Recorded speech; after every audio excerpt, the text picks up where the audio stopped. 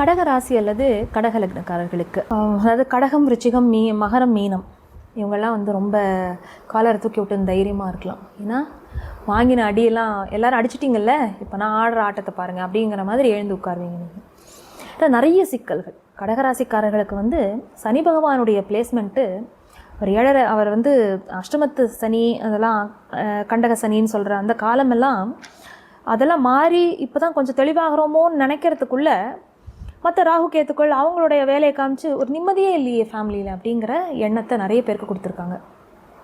குடும்பம் அமைதியாக ஒரு இடத்துல எல்லாருமா சேர்ந்துருந்தோம் அப்படிங்கிறது இல்லாமல் ஒருத்தரை மாற்றி ஒருத்தர் அடுத்துன்னு ஒரு ப்ராப்ளமே அட்டன் பண்ணுற மாதிரி இருக்கேன்னு சொல்லிட்டு மனசில் குறைகள் இருந்திருக்கும்.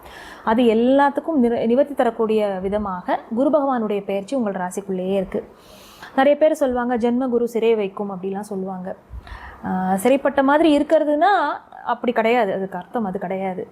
உங்களுடைய நிலையில் ஒரு சிறிய மாற்றத்தை கொடுப்பார், அது கொடுக்காமல் இருக்க மாட்டார். இது நாள் வரை நம்ம மேலே ஒரு வெளிச்சம் பாய்ந்து நம்ம யார் நமக்கு உணர்த்தும், நம்ம யாருன்னு பிறர்களுக்கும் அடுத்தவங்களுக்கும் உணர்த்தும். அது ஒரு பாயிண்ட்டு சொல்லலாம். இது நீங்கள் கொஞ்சம் ஆழமாக யோசிங்க ஏன் அப்படி சொல்கிறேன்னு. அடுத்தது உங்களுடைய அந்த குரு உங்களுடைய ராசிக்குள்ளே நுழையிற மாதிரியே சுக்கிர பகவானும் உங்கள் ராசிக்குள்ளே நுழைவர். அது வந்து ஜூன் மாதம் 8ஆம் தேதி. அதே போல் உங்களுடைய விரயஸ்தானம் மிதுனத்துக்கு வந்து புத பகவான் வரார். லாபாதிபதி விரயத்துக்குள்ளவர், லாபஸ்தானத்திலிருந்து விரயஸ்தானத்துக்கு வரார். சரி, இப்போ இந்த பலன்கள் வந்து காம்ப்ரிஹென்சிவாக எப்படி இருக்க போகிறது நமக்கு அப்படின்னு பார்த்தா, அந்த 4, 6, 8 இந்த இடங்களுக்கு வந்து குரு பார்வைப்படுகிறது.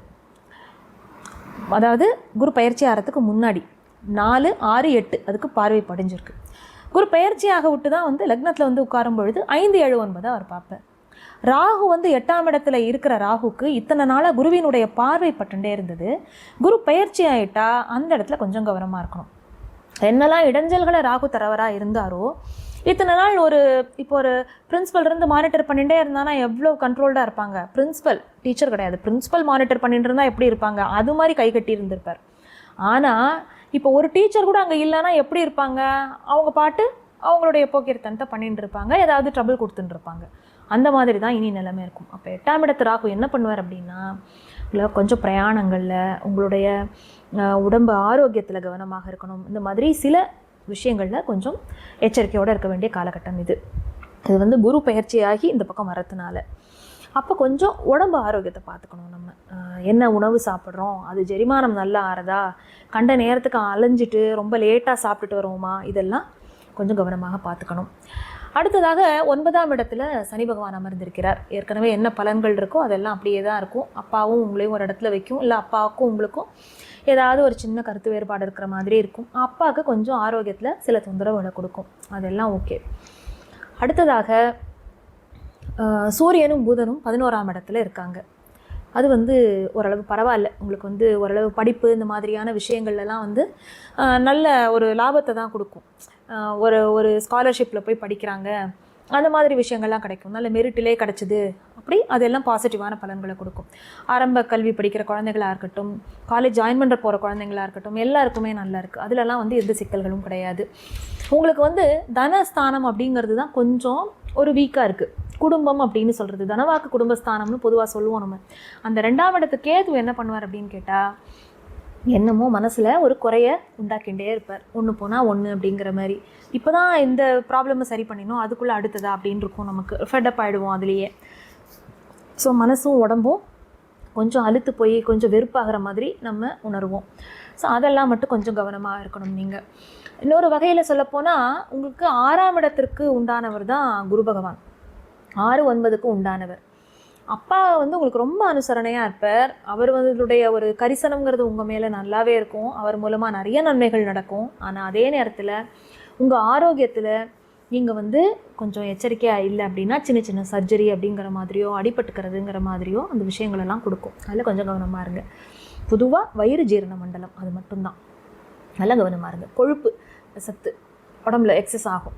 சில பேருக்கு வந்து நீங்கள் இத்தனை நாள் பார்க்கும்போதில் அந்த லிப்பிட் ப்ரொஃபைல்லாம் சரியாக தான் இருந்தது, திடீர்னு என்ன வேரியேஷன் தெரியலையே அப்படின்னு யோசிச்சுட்டு இருப்பீங்க. ஸோ அந்த மாதிரி சில விஷயங்களில் கொஞ்சம் கவனமாக இருக்கணும். நாள்பட்ட உபாதைக்கு வந்து ட்ரீட்மெண்ட் எடுத்துகிட்டு இருக்கீங்க அப்படின்னா கொஞ்சம் அதில் கவனமாக இருக்க வேண்டிய காலமாக இது இருக்கிறது. ஏற்கனவே மருந்தெல்லாம் சாப்பிட ஆரம்பிச்சிட்டேன் அப்படின்னா அதுக்கு உண்டான நிவர்த்தியையும் கட்டாயமாக கொடுக்கும். இருக்கிற நோயை எடுத்து காட்டி அதுக்கு தீர்வு கொடுப்பவர் குரு பகவான். அதை பண்ணுவார் கட்டாயமாக. அடுத்ததாக உங்களுக்கு 12ஆம் இடத்திற்கு வந்து புத பகவான் வந்துடுறாருன்னு சொன்னேன். விரையாதிபதி விரயஸ்தானத்துக்கே வந்து உட்காருவார். ஆக்சுவலாக மறைந்த புதன் நல்லது, 12ல் உட்கார்றதுங்கிறது நல்லது. பட் உங்களுக்கு அவர் விரையாதிபதியாக இருக்கும் பொழுது சகோதர வகையிலேயோ இல்லை இதுக்காகலாம் சின்ன சின்ன பிரயாணங்கள் இதுக்கெல்லாம் வந்து சில செலவுகளை பண்ணக்கூடிய ஒரு விதமாக இருக்கும். மற்றபடி வந்து எழுத்து, இந்த பப்ளிஷிங் லைனு, மீடியாவில் இருக்கிறவங்க இவங்களுக்கெல்லாம் ரொம்ப எக்ஸலண்ட்டான காலமாக இது இருக்கும். அதாவது ஒரு விஷயம் வந்து நீங்கள் ஆன்டிசிபேட் பண்ணி இது இப்படி கிளிக் ஆகும்னு நினச்சிக்கிட்டு இருப்பீங்க, அது உங்களுக்கு பலன் கொடுத்துருக்காது. பட் எதிர்பாராமல் செய்கிற சில விஷயங்கள் வந்து சூப்பர் டூப்பர் ஹிட் ஆகிடும், அந்த மாதிரி இருக்கும். அது எல்லாமே ரொம்ப நற்பலன்கள் நிறைய இருக்குது. கடகராசிக்காரர்கள் வந்து பொதுவாக இந்த வைகாசி மாதத்தில் என்ன தெய்வ வழிபாடு பண்ணணும், எதில் கவனமாக இருக்கணும் அப்படின்னு பார்த்தா, நீங்கள் வழிபட வேண்டியது உங்களுடைய குலதெய்வம். கட்டாயமாக குலதெய்வ வழிபாடுங்கிறது ரொம்ப சிறப்பாக எடுத்து பண்ணுங்கள். இது நாள் வரைக்கும் சரியாக என்னால் போக முடியல கோவிலுக்கு, நானும் எவ்ரி மந்த்து இங்கேருந்து போகணும்னு நினச்சிப்பேன், என்னால் போக முடியாது அப்படின்னு கொஞ்சம் தூரத்தில் இருக்கிறவங்களாம் ஃபீல் பண்ணிங்கன்னா இமீடியட்டாக ஒரு மாதத்துக்குள்ளே உங்கள் குலதெய்வத்தை போய் பார்க்கக்கூடிய ஒரு வாய்ப்பு அப்படிங்கிறது உங்களுக்கு கட்டாயமாக வரும். அதை உபயோகப்படுத்திக்கோங்க. என்ன சிறப்பாக என்ன வழிபாடு இருக்கோ அதை போய் பண்ணிட்டு வாங்க. அடுத்ததாக மலை மேலே இருக்கக்கூடிய முருகன், அவரை பிடிச்சிக்கோங்க. மலை மேலே எந்த மலை மேலே இருக்கக்கூடிய முருகனாக இருந்தாலும் சரி, அவருடைய வழிபாடு அப்படிங்கிறது உங்களுக்கு ரொம்ப உத்தமமான வழிபாடு. முடிஞ்ச வரைக்கும் செவ்வாய்க்கிழமைகளில் கந்தசஷ்டி கவசம் சொல்லுங்கள். ஒரு 10-15 நிமிஷம் தான் ஆகும். நம்ம மேக்ஸிமம் உட்காந்து மலன்னு ஃபுல்லாக மனப்பாடமாக தெரியும்னா சொல்லிடலாம். அட்லீஸ்ட் செவ்வாய்க்கிழமை காலம்பரை கட்டாயமாக சொல்லிட்டு போங்க. என்ன விதமான உடல் உபாதைகளாக இருந்தாலும் சரி, உறவுகளுடன் இருந்த மனக்கசப்பாக இருந்தாலும் சரி, செவ்வாய் இரத்தக்காரகன், உறவுகளை குறிப்பவன், அதுவும் சரி. நமக்கு மற்ற இடத்துல எல்லாரும் நம்மக்கிட்ட நடந்துக்கிற விதம், இந்த பகை உணர்ச்சின்னு சொல்கிறோம் இல்லையா, அது இல்லாதக்கு எல்லாருக்கிட்டையும் நம்மளை சுமூகமாக கொண்டு போகக்கூடிய ஒரு விதம், அது எல்லாத்தையுமே நமக்கு கொடுப்பார். அதனால் செவ்வாயோடைய ஆசீர்வாதம் நன்றாக கிடைக்கும். அதனால் செவ்வாய்க்கிழமைகளில் கந்த சஷ்டி கவசம் மறந்துடாதீங்க. கடகராசிக்காரர்களுக்கு ரொம்ப நல்லா இருக்குது.